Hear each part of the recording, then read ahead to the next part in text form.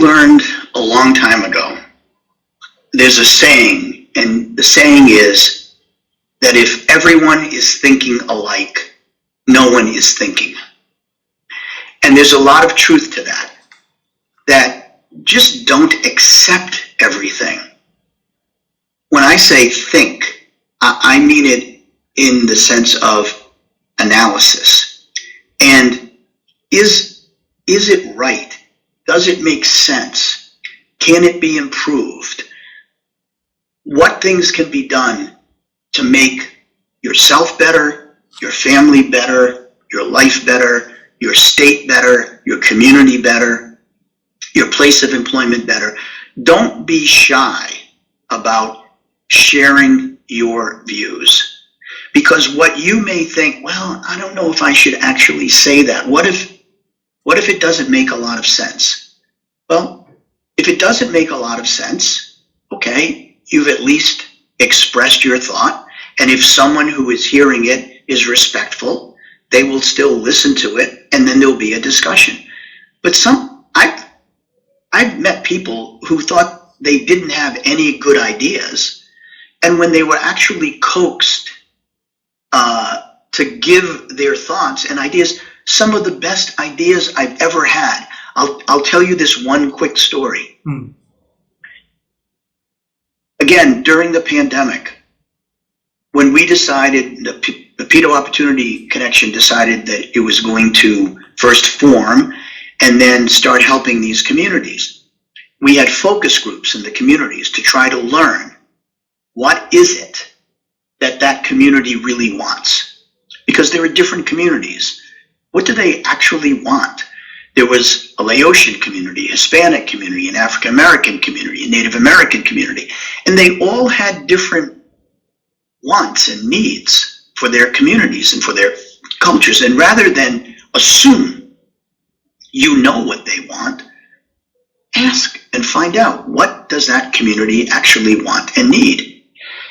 And I went to all of those meetings, and it struck me that there were no young people there.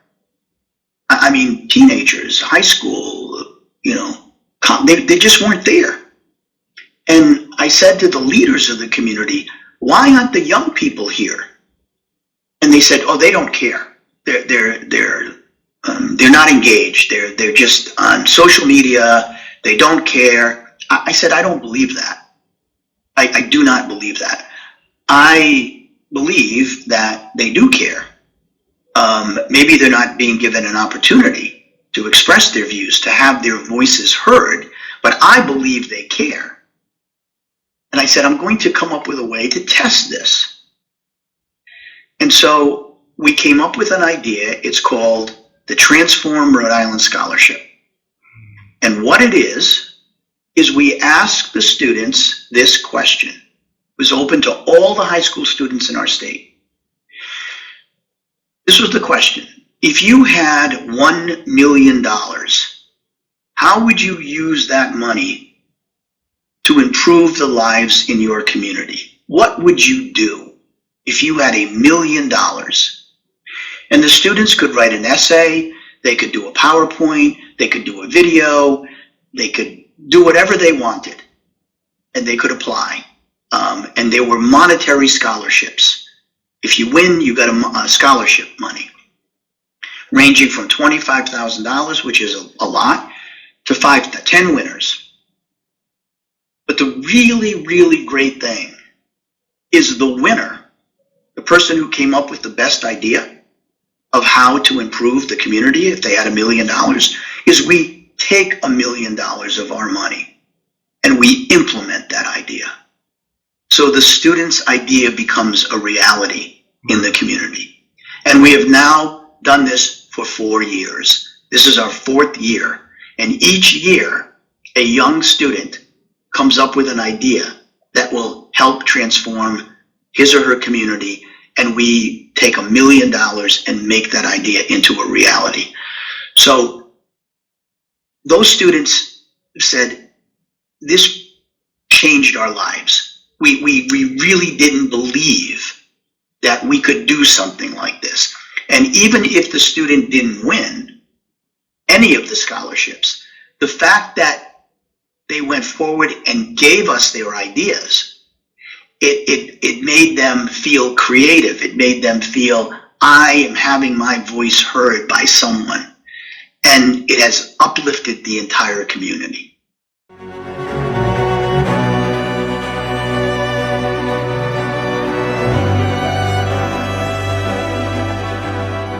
It's not our workload that's killing us. It's our thought load. And so I've coined this new term, thought load, and it's an equation.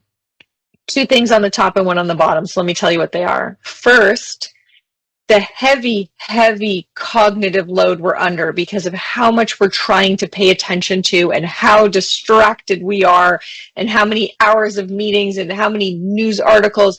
Our brains are saturated. That's too much flour. That's the one challenge. The second challenge, the emotional baggage we are trying to walk around the workplace with. Our society is emotionally dysregulated. People are anxious. People are angry. People are hostile. We're seeing it everywhere, and it comes into the workplace. People are taking everything personally. They are in the drama and triggered. So we're trying to cope with all of that. But the load part is that we're trying to cope with all of it as our energy reserves get lower and lower. We're not sleeping well. We're not eating well. We're really exhausted. We're burned out. And so the weight and the burden of the cognitive load and the emotional baggage is even heavier. And so the fun of the book is realizing that we've got great books about focus and great books about emotions and great books about resilience, but I don't think we have anything that's helping managers understand that this is a system where each one of these problems today is amplifying the others. So as our energy goes down, one of the things we know is one of the first things to go is our ability to calibrate what to pay attention to and what not to. So as our energy goes down, that cognitive load goes up. As our energy goes down, our likelihood of experiencing something as emotional or threatening or, he's out to get me goes up. As our anxiety goes up, we tend to try and multitask as a way of dealing with that heavy cognitive load. But we know one of the biggest outcomes of multitasking is increased anxiety and reduced energy. So the new book is a formula for managers for how they can first get their own thought load down.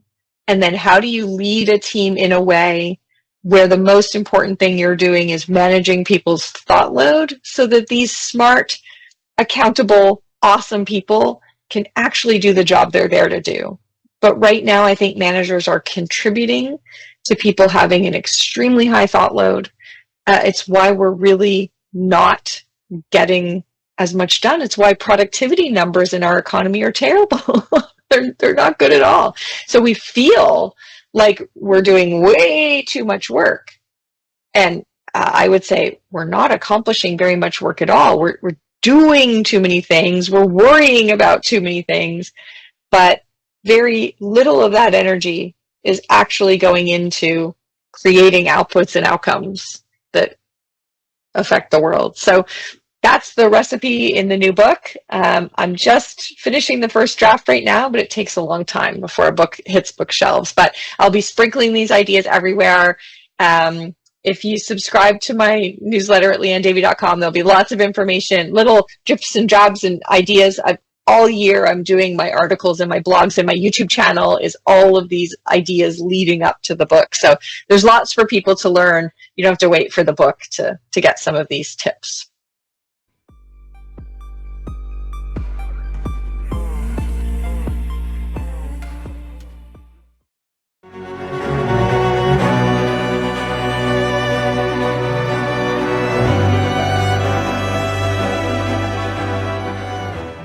So when I was a little girl, very young, up until primary school, so when I was 6, 7, 8 years old, my family would come up to Cape Cod in our country, which is a part of Massachusetts that sticks out into the water. There's lots of beaches, water, the ocean. My grandparents, my mother's side grandparents, lived here on Cape Cod, sort of where I live now.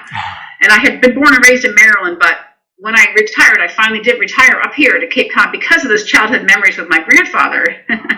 So my granddad had a rowboat, and he would take me out when I was a little girl. My grandma would make us sandwiches, like peanut butter and jelly sandwiches, and my granddad would row the boat out into the bay, not the ocean, but a bay about a mile or two long, like the one I live on now.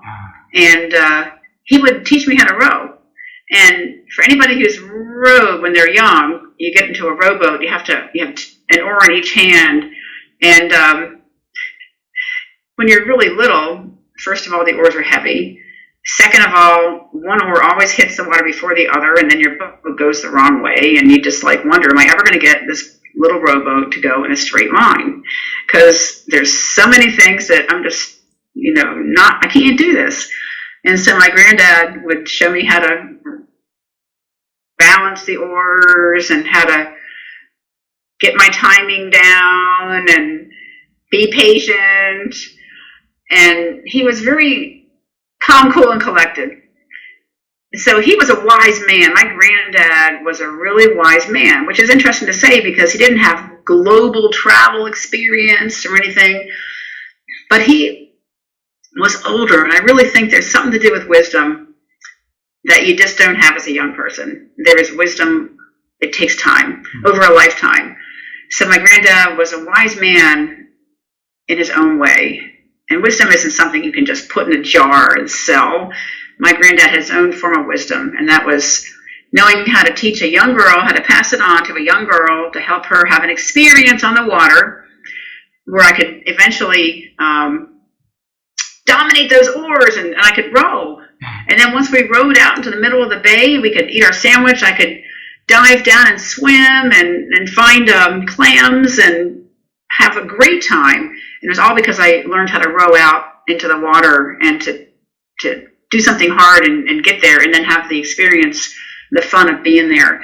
But yeah, my granddad taught me that. He taught me the perseverance, that there's a reward once you learn something.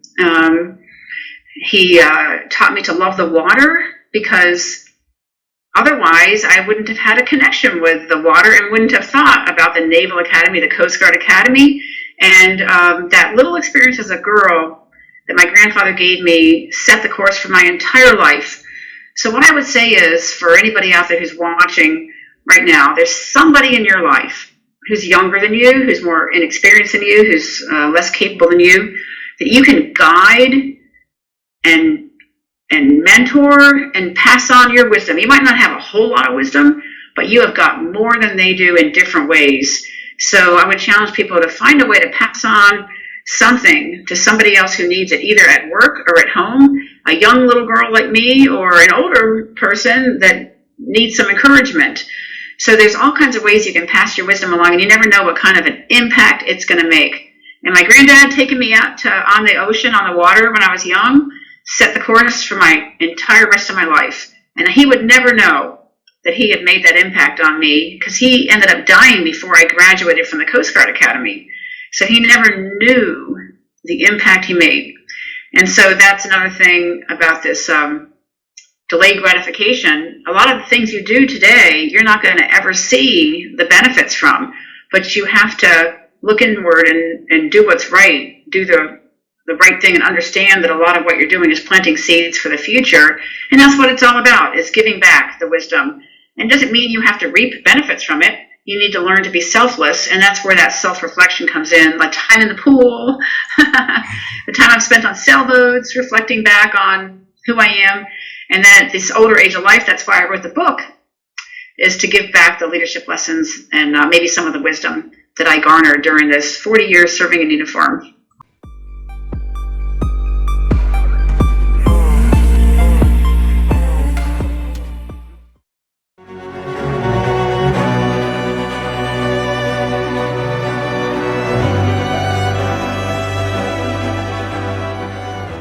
Thomas, over the years, how have you been sharpening and expanding your ability to think that you can share with us so that we can learn from the expert like you? Well, I mean, I think the first thing is that learning and thinking to me belong together, right? So for me, I think one of the people who think more deeply and think better are people who are learners, you know. So you could be spending 6 hours on Instagram or TikTok or whatever and watching, you know, people fall in puddles or cats that jump from trees. I mean, that's fine. You could do that. Or you could be reading a book. You could be reading a story. You could be learning about how nature works, how humans work, right? So for me, learning to think is learning, first of all. I think the second thing about thinking that I really believe in is focus. And by the way, I'm struggling with that. So it's a lifelong learning experience. What's important to me, the most important good that helps us think is time. And for me, the question is, on your schedule, where's your thinking time? You know, just look at your schedule. Tell me when you're thinking. You know, so for me, focusing on that in a deliberate fashion is important. One way for me to think is to write. Like, write down a thought. Kind of another way to think is to teach, right? Kind of, if I can explain it to you, I know I've understood it. Frankly, not before. It's really hard to be sure that you understood a problem if you've not taught it to others. But the focus is a mental state. Of course, there's practitioners who teach you how to do that, you know, from your side of the world, right? You know, whether it's yoga, whether it's meditation techniques, right? Kind of calming your mind is a good thing. My version of that is I go outdoors a lot. I go run. I move my body. Kind of thinking also means to be in a healthy body, right? You know, so for me, that's the other thing that really matters. But really giving your time the focus that your mind the focus that it takes. There's a final point that matters, and it's mattering differently for different people. I think well with other people. So some of my best ideas happen in the presence of other people. Not everybody is the same. There are people that need to be for 24 hours by themselves, then they have the best ideas. Or they have understanding. Again, I need my alone time too, but if it comes to thinking of new ideas, often it has to do with interaction of trusted individuals other than me. Also people who think differently than me. So that's another element of it. I mean, so those are kind of the pieces. I just, kind of the rule that I really always say, kind of whether it's about thinking or about other things, show me your calendar and I'll tell you what's important to you. So kind of if you say my goal is to do X and Y, your calendar does not show that. It's not important to you. You just talk about it. And so if your goal is to improve your thinking and your knowledge, show it when you do that in your life. It takes time to get better. I don't care what it is. Whether you want to get better in sports, whether you want to get better in science, thinking, get better learning about other people, it needs to be time that you spend. Time is the most precious good for everything. Wow.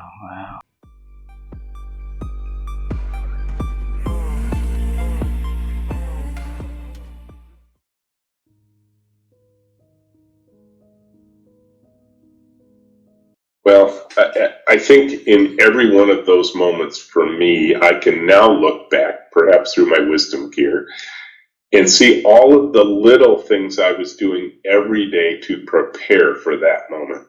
Wow. So I'll give you an example, because a lot of young students come to me. We're right next door to the University of Michigan, and a lot of students hear about me. They reach out. They want to come talk to me. They want somewhat ask the same kinds of questions you're asking, but they're in their early 20s at that point. And they ask me often, what advice do you have for me as I go out into the work world? And I tell them that the most important thing I learned to do when I got my first jobs is to do this, to raise my hand and volunteer for things. And I say, let me tell you how that worked for me. And part of it was, I think in the back of my mind, I always knew I wanted to have my own business. That was just a kind of a bucket list goal for me. And so I said, I was a programmer. I was a technical person. I had studied computer science at the University of Michigan. So I knew that the value I was being paid for was to create software with my fingers and my brain. That was how I produced value. But if I wanted to grow, I needed to have different experiences. It couldn't just be technical experiences. So when the salesperson came into the room of engineers and said, hey, I'm going on a customer visit. I need an engineer to come with me to explain our products to our potential clients, I raised my hand and I said, I'll go. When the HR director said, hey, we're planning the holiday party for our team, and I need a few people to help me plan it and execute it. And I said, I can help with that. Wow. When the manufacturing team that was building the little electronic products that we were shipping said, hey, we're really behind on shipments. We need a few extra hands back in manufacturing to help build the products. I said, I can help with that. When somebody said, hey, we're going to a trade show in Las Vegas, we need somebody to help build the booth, man the booth, talk to potential customers, I can help with that. And I would say that all of those in the moment learning opportunities were done minute by minute, day by day, week by week, year by year, so that when later those really big moments happened, I had all of this body of experience, knowledge, and wisdom built up from those other moments where I raised my hand that, it often, there is a phrase that says fortune favors the prepared mind. And, and I think, my instinct was I wanted to have those other kinds of experiences. I wasn't, because I think that a lot of times people are like, no, you just wait. And you wait till the opportunity comes and it will be handed to you. And I've just never seen that happen. It's always based on the minute day by day things you do to prepare yourself for those big moments. Wow. And again, I think reading books is another big part of that too.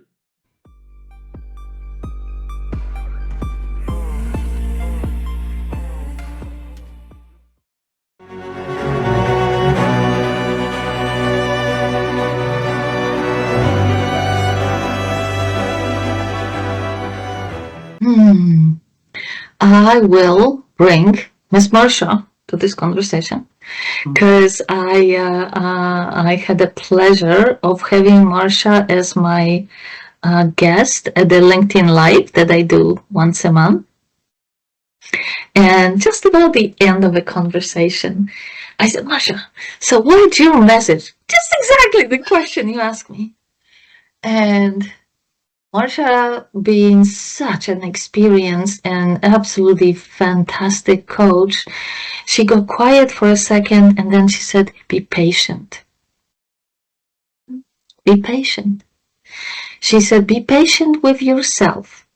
You're not gonna become an MCC coach overnight. Be patient. Be patient with your clients. They will not get the absolute every possible benefit of coaching in their first session. Be patient. Be patient. Look into what is available as new areas of growth and learning for you and your client at the same time. Learn it, then share it. Be patient. So I was like, oh, okay.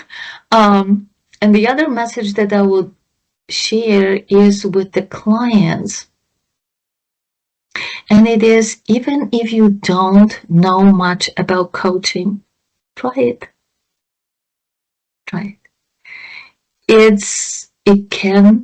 It will change your life. So do your due diligence. Know what to look for, not what not to look for. Coaching is not a silver bullet and a solution for everything. But when you think that's exactly what you should be doing, do it. Do it. It's not a big investment. And you may just have a transformation for your life.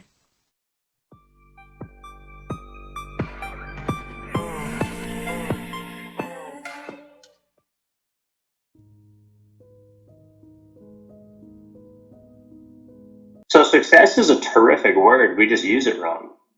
So success to me. So let me deviate from achievement. Achievement is something you did that you should be proud of. But if you achieve things, you expect to continue to achieve them, and the expectation of continued achievement leads to a lot of anxiety and problems, and that is not success. That is the root of mental health issue. It's why pro athletes that seem to have everything on a silver platter, they crumble under that expectation. And you have helicopter parents and everything all the way from the ground up that can make that really challenging. To me, success is the ability to invest time in stuff you love. And that is the only qualitative definition that I'll ever subscribe to.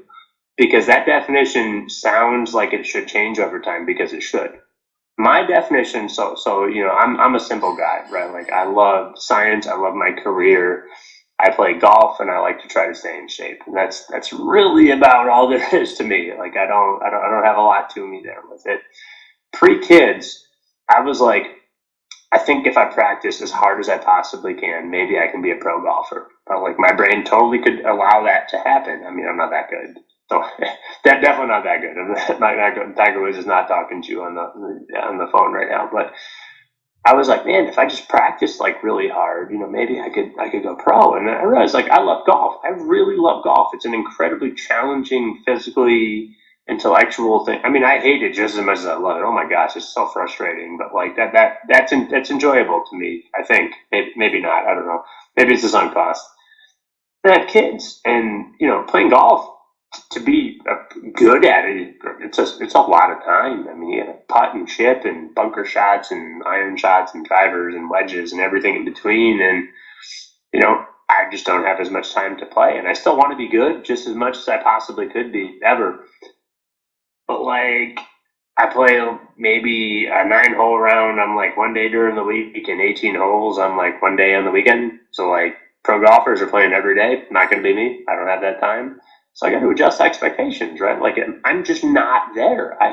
Because my priorities are like, yeah, I might play golf on Saturday morning at, you know, first thing with the first tee time there, but I'm going to spend the afternoon not chipping and putting. I'm going to go run to the park with my kids and chase them and play ball or whatever we're doing there. And, you know, that definition of success is not what I thought it was 10 years ago, right? Like, success to me was making a ton of money and being important. And then, you know what, you get to making the money you thought you wanted to make.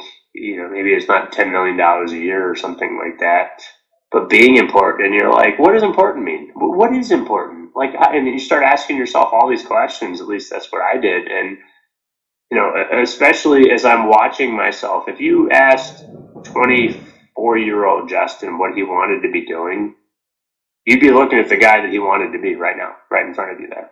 And the guy talking to you has a lot of regrets from a lot of time he spent on the road, all over the world, all the time that I couldn't spend at home that I wanted to, because I didn't know I wanted that. I had no idea. I had absolutely no idea that the career that I was taking on had so many nuances to it in terms of being places, physically being places. I had to be places to do what I'm doing right now. And when you're doing that, your children are at home and they're getting into sports and they're trying stuff. And there's this, I call it the dichotomy of success, right? And that's why I hate this word, where maybe I'm professionally successful more than I ever thought I'd be, but I suck at home. I'm being a crummy dad. Maybe I'm not being a crummy dad. Maybe it's okay. Maybe I'm being an average dad, but is average okay? Is that what, when I'm 70 years old, what am I going to care about when I'm 70? I'm trying to predict who I'm going to be 40 years from now, right? To determine my level of happiness. And you're just like, holy cow, this is way more complicated than I thought it was. And I realized really quickly as I started kind of navigating that this is a really, really loaded topic, where if your day-to-day life is spent chasing something where you think being rich and successful or whatever it is something that isn't compatible with what your value system is, you can't ever be happy. Because success, if you don't want to be successful, you want to be happy. Nobody actually wants to be successful. They want to be happy. But they think being successful allows them to be happy. And that game is dangerous, really dangerous. And I learned that, and I'm not good at playing it, by the way.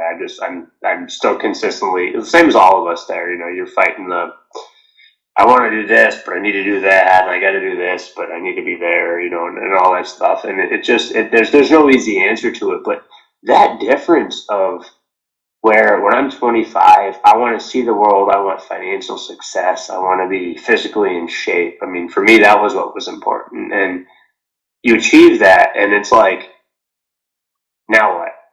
Doesn't mean I'm happy. I've achieved something. And so I knew right then and there the achievement was not going to do it. It was not the game for me. Like you achieved something. No, I'm happy when I'm spending my time in something that equates or is moving me towards what I think is successful. And I was like, okay, for me, that's being athletic and being healthy and seeing the world and spending time with my wife and blah, blah, blah.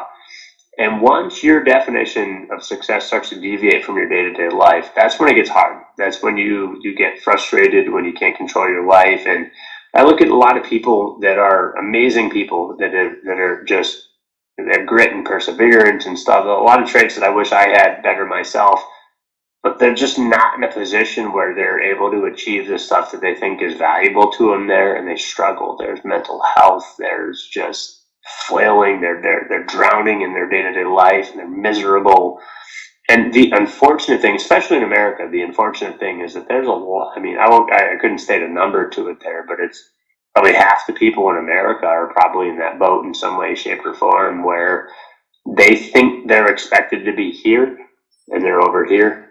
And over here is probably totally fine, but you have a house and a family, and your people, your kids, your daughter and your son are healthy, or whatever it is, but they think they're supposed to be here, and you live every day thinking that you're not fulfilling some requirement that you didn't make up. I don't know who made it up, but someone said that you should be over here, and I'm like, I think I need to say something, just because I'm a regular guy and I've fought through it myself, and I've looked at it, and I've had some really good role models that have had a really strong influence on my life, and I don't know, they've opened my eyes to a lot of stuff that I'm not perfect at it. I think my TED Talk talked a lot about it there, where I suck. I absolutely suck at doing this, but I'm aware of it. I can always talk about it.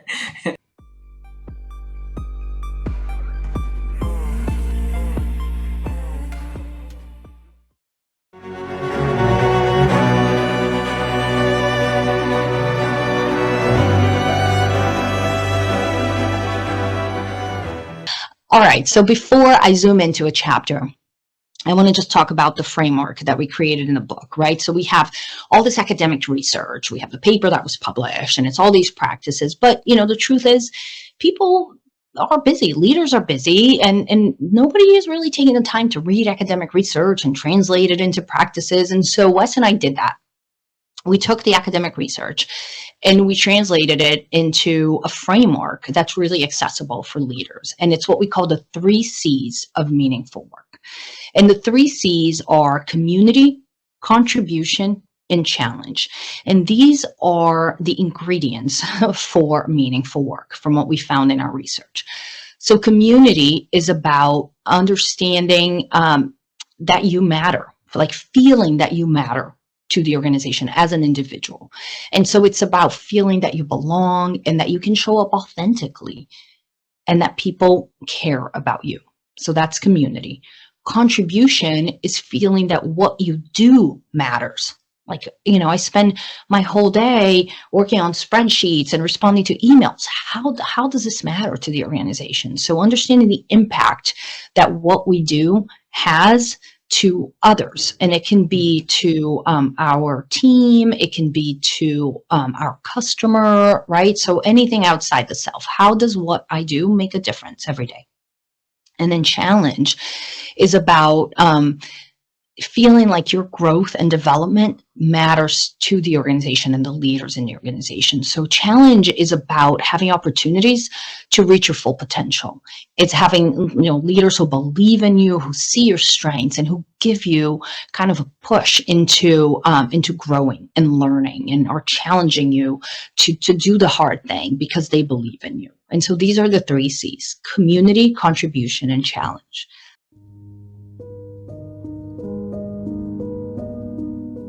So how have you been growing your ability to think over the years? When Randy and I were starting the Entertainment Technology Center, before we had students, we would fly out to California and meet with the heads of all these companies that we knew that our students would want to work for. And so we went out and we met with Pixar. Now this is Pixar right after they made Toy Story.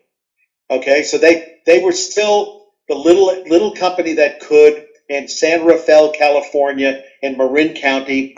And Randy and I were like taking bets because we were going to ask them being John Lasseter, the Chief Creative Officer of Pixar, and Ed Catmull, the Chief Technology Officer, if there is only one class that they would want every Pixar employee to have taken, what would that be?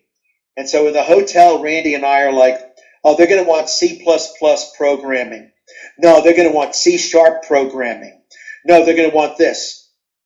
We go meet in the meeting. We ask that question. And Ed Catmull, the Chief Technology Officer, says, improvisational acting. And I'm like, huh? Because I had suggested improvisational acting back in Pittsburgh before the trip because I viewed it as the only living example of non-linear storytelling, which is what it is, because you don't know what's going to happen, but you've got to be on your toes for when the ideas come, when the actor says something. And I said to Ed Catmull, wow, why do you say that? And he says, because it's the best team building exercise. It's team building because in improvisational acting, it only works if your response to everything is yes and. Yes and. So I might start off saying, okay, it's a domestic story and we're all in the kitchen and I'm going to be mother and you're going to be the father. And then all of a sudden the father says, well, I've got something to be honest with you. I'm actually an alien from outer space. You don't sit there going, well, that's stupid. That's stupid. Instead, you've got to go, okay, didn't see that coming. All right, let me build upon that. Uh-huh. And so I've always made it a point to willfully engage in something I don't know, but which is popular among a particular demographic, like young people. Esports was that, okay? Esports. I didn't know what the hell esports was until, like in Korea, they have what are called PC bong, and bong is Korean word meaning room, so PC room, and you go in there and they're playing video games. It's like, okay, all right. But it was from there that they started to do esports. And it was like, wow, what is this thing? Called esports. And I started to hang out with them, knowing that I don't play those games. My fingers ain't going to do what you can do. But clearly you're fascinated by this. Clearly you're immersed in this. So why? What's the appeal? And that's how I learn. I listen to them. I ask questions. And the funny thing is, I'm now considered an expert on the esports industry. I don't play the games, but I can tell you where the money is. I can tell you what are the up and coming games. I can tell you what the teams are. I can tell you the best tournaments and all that. So, and all of that is by approaching people that know more than I do, saying, teach me or let me learn from you.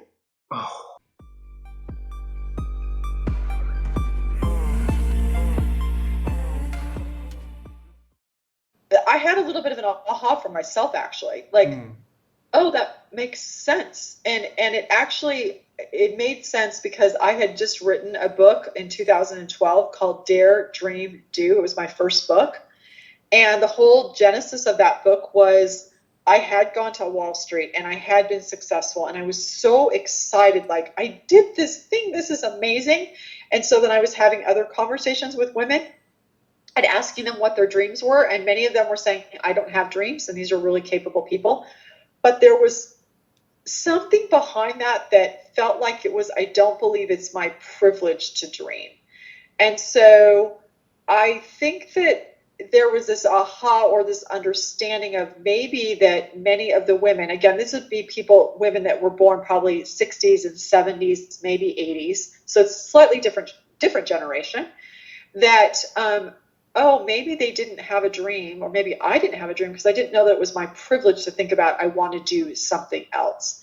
So it was more of a validating moment, but also a big aha of making sure that we, with every human being, not just girls, but girls and boys, help them believe that it is your privilege to dream. It is your privilege to be on this planet. It is your privilege and your birthright to be a person who gets to fulfill, the measure of your creation. Like that is our God-given birthright. And so to make sure that we, as the older generation, help seed that with every person that we come in contact with.